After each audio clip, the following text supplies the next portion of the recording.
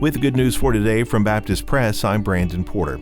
Southern Baptist leaders commended the enactment of an anti-lynching law that required more than 120 years of legislative efforts before succeeding.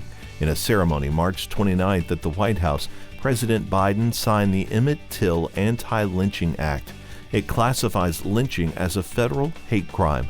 Under the measure, a person found guilty of conspiring to carry out an act of lynching that results in death or serious bodily injury may be sentenced to a maximum of 30 years and fined. Till, a 14-year-old African-American from Chicago, was visiting relatives in Mississippi in 1955 when he was abducted and viciously murdered, allegedly for flirting with a white woman. At Till's funeral, the casket was left open at his mother's insistence so that others could witness the brutality inflicted on her son.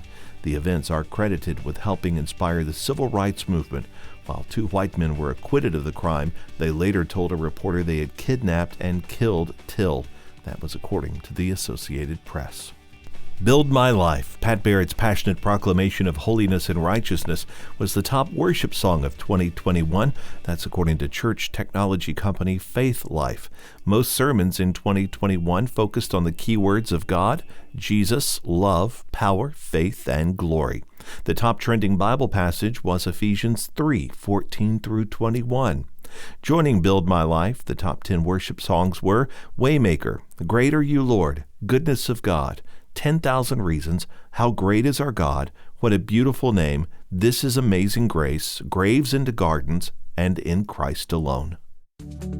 Good News for Today is made possible through our friends at the Voice of the Martyrs, a nonprofit organization that serves persecuted Christians around the world. Founded in 1967 by Richard and Sabina Wurmbrand, VOM is dedicated to inspiring believers to deepen their commitment to Christ and to fulfill His Great Commission, no matter the cost. Find out more and sign up for their free monthly magazine at vom.org/goodnews.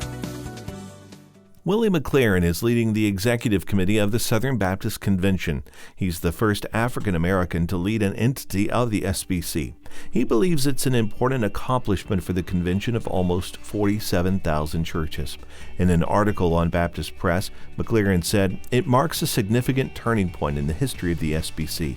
This is the first time in 177 years that an individual of non-Anglo descent has served as the interim or head of any SBC entity. I'm prayerful this moment will signal the Southern Baptist Convention is actively engaged in atoning for the stain of racism."